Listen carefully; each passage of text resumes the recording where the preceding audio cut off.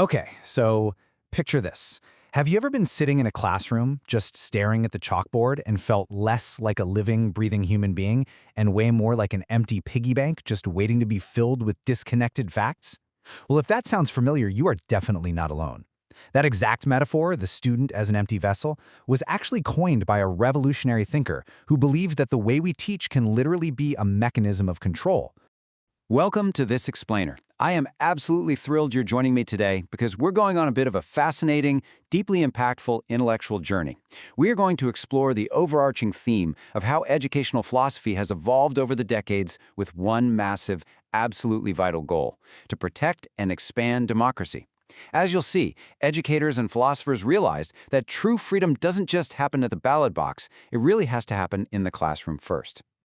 So, here is our roadmap for today. We'll start with the banking model of education, move into pedagogy as emancipation, look at post-war political education, discuss the shift to economization, and wrap up with navigating a globalized world.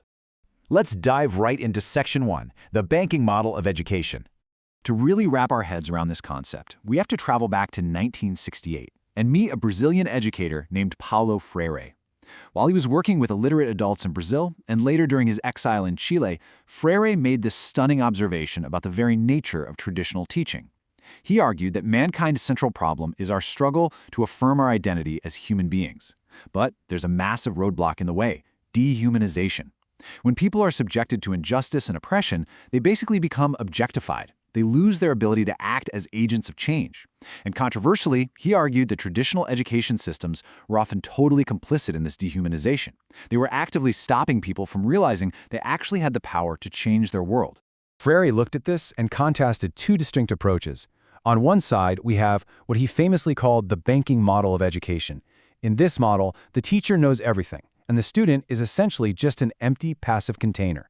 The teacher deposits facts, and the student's only job is to memorize and repeat. But Freire proposed a radical alternative, the problem-posing model. Here, the line between teacher and student kind of blurs. They engage in dialogue, and they question the world together. The learner is treated as an active co-creator of knowledge, not just a passive receptacle. And he got very specific about the mechanisms used to either suppress or liberate people. He labeled the tools of the oppressor as anti-dialogical actions. These are things like conquest, manipulation, and divide and rule, tactics explicitly designed to keep people isolated and passive. To counter this, the oppressed must use dialogical actions, so unity, compassion, and organization. The classroom, in Freire's eyes, literally had to become a place of dialogical action, a space of true liberation where students learn to organize and show compassion. Which brings us to Section 2, Pedagogy as Emancipation.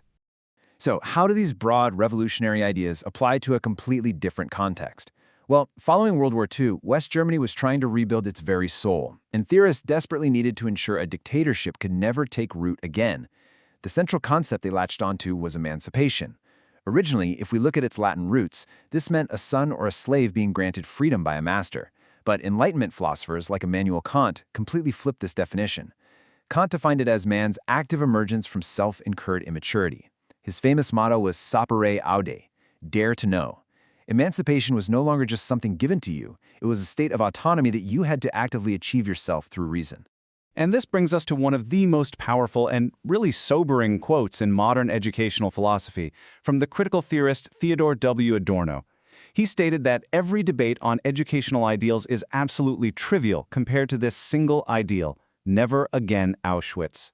Adorno pointed out that the ultimate goal of education couldn't just be about getting good grades or, learning a trade.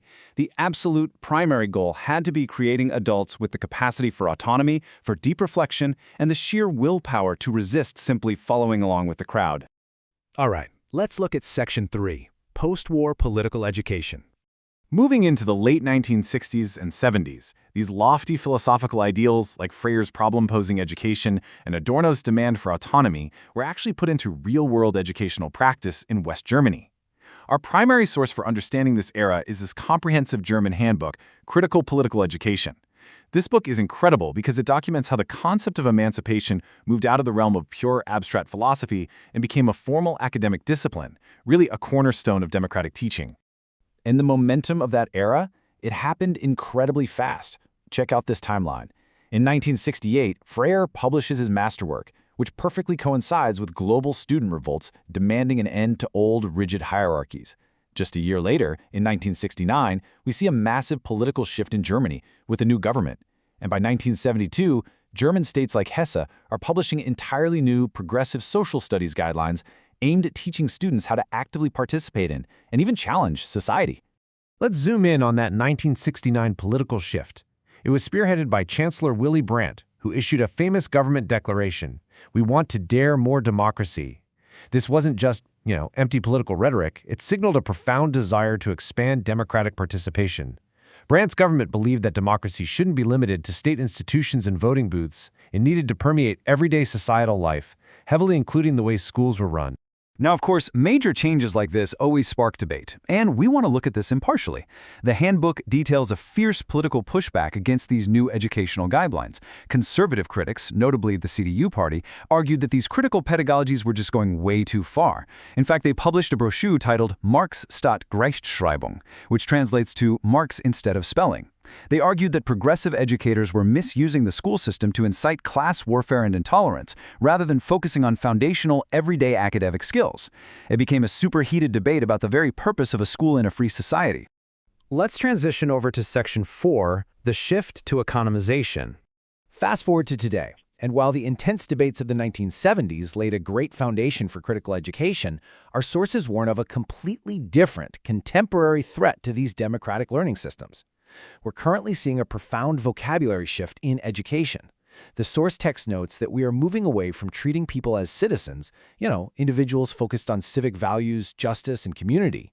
Instead, education is increasingly adopting neoliberal business terms. Students are now treated as customers. Learning is measured purely by efficiency, and human beings are reduced to human capital, or a set of soft skills optimized strictly for the marketplace. The handbook argues that this push toward total economization is a genuine threat. When we prioritize economic metrics, rankings, and market deregulation above all else in our schools, we severely endanger social solidarity. Critical theorists argue that treating education as just a factory to produce economic assets strips away all those emancipatory goals we talked about earlier. Honestly, it turns us back into Freire's passive piggy banks, just with a modern corporate gloss. Finally, let's wrap up with Section 5. Navigating a globalized world. So, what do we do? How do we push back against that? Well, educational scholar Gerd Steffens outlines how political education must adapt if it wants to survive and actually remain relevant in our modern, deeply interconnected world. He points out that today's students are facing unprecedented, highly complex transformations. We're talking about the instability of a deregulated world economy, a world order struggling between raw power and international law, a massive ecological crisis, and the weakening of the welfare state. These aren't just local issues anymore. These are deep, systemic problems that require a totally new scale of critical thinking. Because of these massive crises, education can literally no longer afford to be strictly national. Steffens argues that we must expand our horizons to be transnational and cosmopolitan. We need to teach students to understand globalization, which is this really interesting concept of how massive global crises directly affect local realities, and vice versa. An emancipatory education today means understanding the whole globe, not just your own backyard. To achieve this, the handbook leans on the philosopher Jürgen Habermas. He theorizes that the true test of modern education is teaching people to expand their circle of solidarity.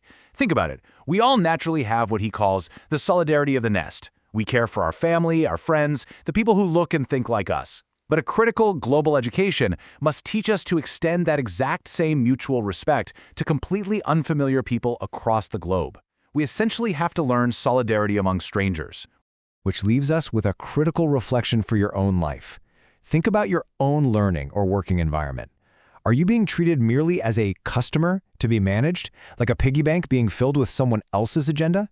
Or are you being empowered as genuine co-creator of our shared democratic society? It's a question Paulo Freire asked over 50 years ago, and as we've seen today, it is more relevant now than it has ever been. Thank you so much for joining me on this explainer. Keep asking those big questions, keep challenging the model, and never ever stop daring to know.